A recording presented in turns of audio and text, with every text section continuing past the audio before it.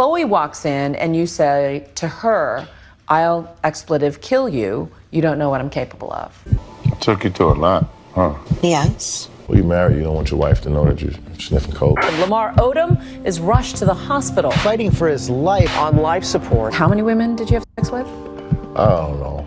It was a lot. No? I would know that you know my wife. That's why I got my Yeah, your ring. You were wearing it when you were someone too. But I gave a vow in front of God. Right. Then lie right in God's face. Welcome to Unsolicited, where I make videos about things that nobody asked me to. Lamar Odom recently appeared on the Kardashian show on Hulu to reunite with his ex-wife Khloe Kardashian 9 years after they last spoke. This reunion is sparking up lots of discourse about their relationship, and I thought we should take a trip down memory lane and talk about it, because boy did Lamar take Khloe through the ringer. From a Coca-Cola addiction to infidelity to eventually hitting rock bottom, being found unconscious in a brothel, landing himself in a coma, their relationship was the definition of tumultuous. Let's get into it. Khloe and Lamar come from completely different backgrounds. Khloe was raised in a house full of kids in Beverly Hills. Her father was a lawyer, her mother was a housewife, her stepdad was an Olympian, and she rose to fame starring on her family's reality show Keeping Up with the Kardashians on E! Lamar, on the other hand, is from Queens. His father, Joe Odom, was a heroin addict. He was an only child, and when his mother passed away at age 12, he was raised by his maternal grandmother. Growing up, Lamar found a love for basketball. I mean, when you're 6'10", what else are you gonna do but go to the league? Like, how many 6'10" people do you see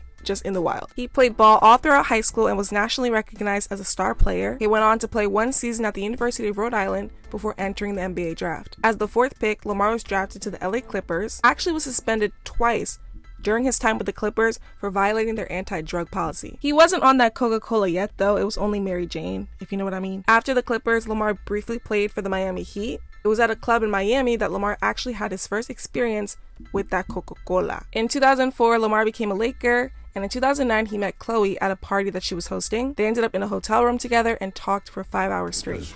Khloe, she has the same eyes as my mother. So when I first met her, I was kind of like put in a trance by that. But I didn't even really know who she was. Those Kardashians, though, they're good at sniffing out an athlete. So she made a beeline to you, or you made a beeline to her?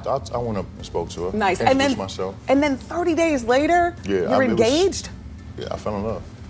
The moment they met, they were immediately inseparable. They fell hard and fast. They both have lost a parent to cancer. Khloe's father passed away when she was 19 from esophageal cancer, and Lamar lost his mother when he was 12, so they bonded over that. Khloe said that she had never felt for somebody the way she felt for Lamar, and that he made her feel beautiful and confident. I've never had someone tell me so many times a day how pretty I am and talk to me like that and just make me feel like I am everything that he says I am. You know, around this time, Khloe had been branded as the ugly, fat sister and was constantly being compared to her sisters, even though she wasn't at all fat, and the original face definitely was T. But I think that Lamar really built up her confidence and made her feel truly happy. They got engaged just weeks after meeting and planned a wedding within 9 days of getting engaged. Their whirlwind romance was captured on Keeping Up with the Kardashians. I want to get married. Oh my God. Oh my God.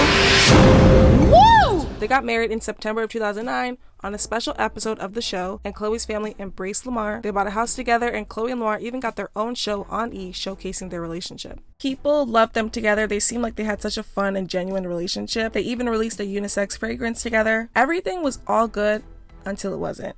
And there were dark secrets Lamar was hiding from Khloe. At that time that you were on those reality shows, you were hiding your drug use and your sex addiction from Khloe. Yeah. Well, you married, you don't want your wife to know that you're sniffing coke. Lamar admits that while he was faithful to Khloe in the beginning of their relationship, he eventually started to pay dancers for certain activities. How many women did you have sex with?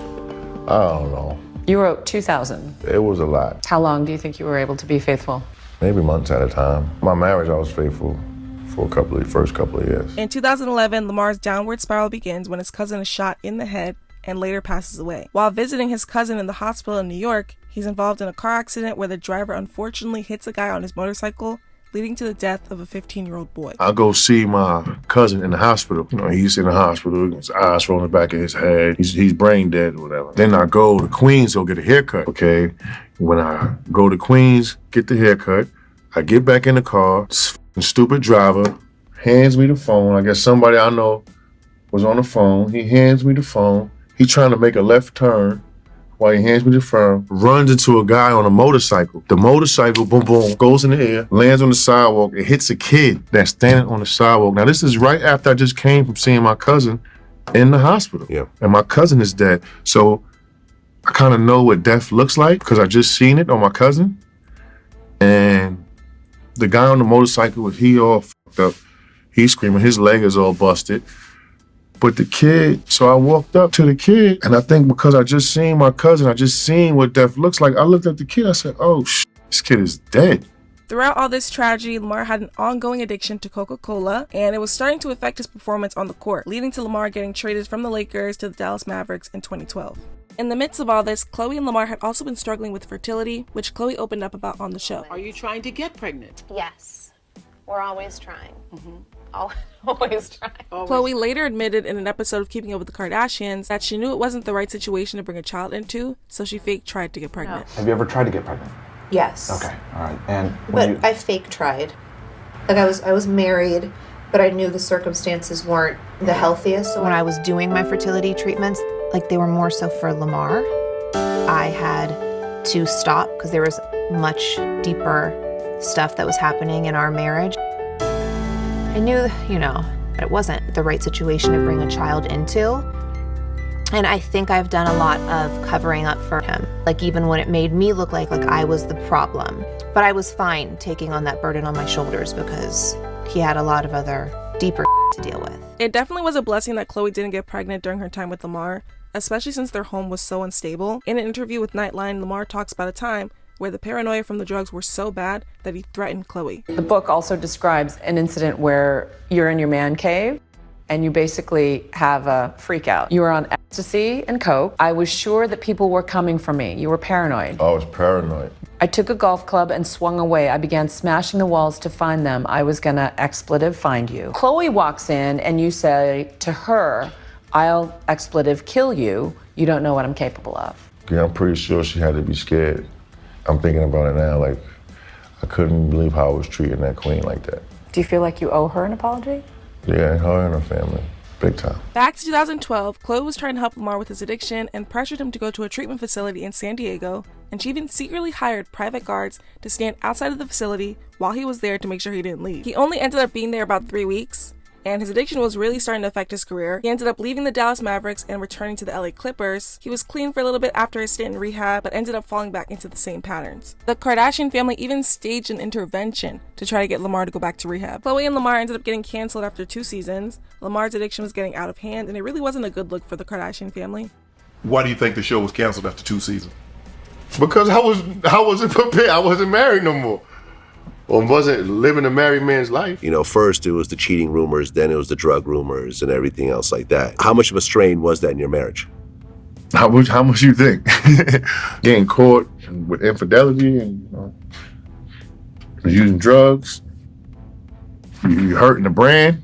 In August 2013, Lamar went missing for 3 days and his family was trying to get in touch with him. They were afraid that he was hiding out on a drug binge. A rep for Lamar put out a statement saying that Lamar is fine, he's not missing, and his wife knows exactly where he is. Later that same month, Lamar is pulled over and failed a sobriety test, leading to him being arrested and charged with a DUI. He was sentenced to 3 years probation and had to attend 3 months of alcohol counseling. Around the time of the DUI, cheating rumors were circulating and 2 women actually came forward with stories about having an affair with Lamar. Also around this time, a video of Lamar and his best friend Jamie comes out.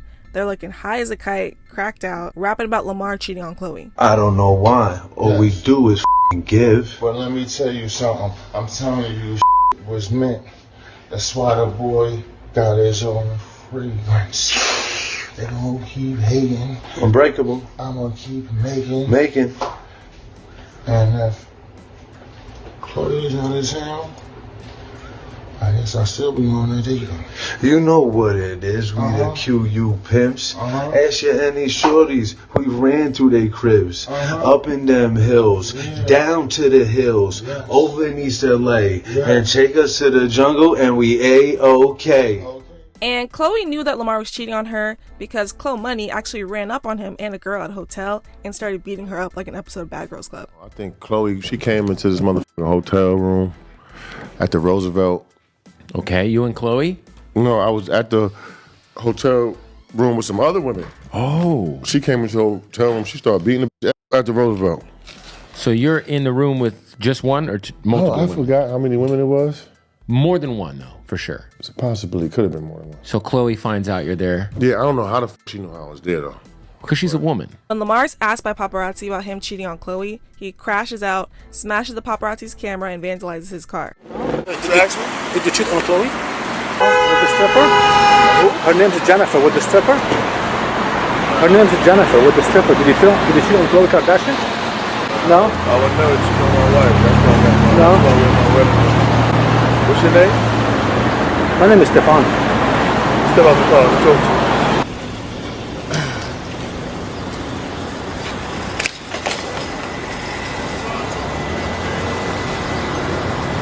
What's hilarious about the whole thing is that mid-crash out, Lamar stops to take a picture with a fan. The paparazzi guy later ends up suing Lamar for the damages. Lamar's dad, Joe Odom, comes out and says that the Kardashian women are controlling and basically blame Lamar's issues on them. Lamar responded saying, "He wasn't there to raise me. He was absent all my life due to his own demons. My mother and grandmother raised me. Queens raised me. For the first time since they left came a blessing of a family that I married into. Family. That man wasn't even invited to my wedding. He has never met my mother-in-law and some of my other family. How can a man who has not called once to check on my well-being have the nerve to talk so recklessly about his own son? He is my downfall. His own demons may be the only thing he gave to me. He's disrespecting the only family that has loved me without expecting anything in return. They are the only ones that have been there for me consistently during this dark time. Only person to blame is myself. Say what you want about me, but leave the ones who have done nothing but protect and love me out of this. This goes out to everyone." At this point, Khloe had had enough of Lamar. She kicked him out of their house, dropped the last name Odom from her social media, and in December 2013, filed for divorce, citing irreconcilable differences. Throughout 2014, Khloe and Lamar had parted ways, but their divorce was not yet final. Lamar hadn't signed the papers, and he was hard to get in touch with. Around this time, Khloe's dating French Montana, and Lamar is playing for the Knicks briefly, but ends up getting released. Lamar was still holding out to hope, though, that he and Khloe would reconcile. Do you know the interviews he's doing? What? Saying that being married to me were the best years of his life. He's now wearing his ring full time. Yeah. Your ring. You were wearing it when you were someone too. He doesn't think we're going through with a divorce. I'll always be his wife and he'll never call me anything else. Whatever, he's now finally admitting that he's done up. In June of 2015, two of Lamar's best friends passed away within a week of each other. Lamar lost his best friend Jamie, who was featured on their show Khloe and Lamar, and also in that cracked out rapping video with him. Jamie died from a flesh-eating disease as a result of his chronic IV drug abuse. And just days later, Lamar's other best friend, Bobby Hayward, passes away from an overdose. In July of 2015, Khloe and Lamar signed the divorce papers that Khloe had filed 2 years prior, making the divorce almost final. Khloe was dating James Harden at the time, but was still on speaking terms with Lamar. In October of 2015, Lamar goes to a brothel in Las Vegas called the Love Ranch to get away from all that he's going through. He had been staying at the Love Ranch for about 4 days before he was found unconscious by two workers. Lamar says he doesn't remember taking drugs that night, only drinking alcohol, but he had track marks on his arm and a slew of drugs in his system. Lamar was rushed to Sunrise Hospital in Vegas, where he was in a coma, 12 seizures, and 6 strokes. His lungs collapsed, his kidneys ruptured. Lamar was in critical condition. Nobody knew whether he was going to live or die. Khloe immediately was at his side. Their divorce had not been processed yet, so they were still legally married. Khloe actually had a lawyer withdraw the divorce papers so that she could make decisions about his medical care. You've rescinded the divorce proceedings for now. Why? I was expediting the divorce prior, and I'm still separated with him, but I'm just not expediting them anymore. There was no reason for it, and also just in his will that I'm always the medical advisor, and it was just he had no one else to make these decisions for him. After Lamar awoke from his coma, he needed extensive rehab. He couldn't walk or talk and had memory loss. Khloe was there for him throughout his entire recovery, even getting him a place to stay close to her, that she could be there for him and take him to his appointments. Khloe is extremely strong. And when I woke up, she was there with me when I couldn't walk or couldn't talk. She wiped my ass even. So I owe her for that forever. Khloe was there to help Lamar get back on his feet, and it's really admirable that despite all he did to her, she was there for him at his lowest. After undergoing speech therapy, physical therapy, all the therapies, Lamar made his first public appearance with the Kardashian family at a Yeezy fashion show at Madison Square Garden. Kanye walks Lamar out and the whole crowd is cheering for him.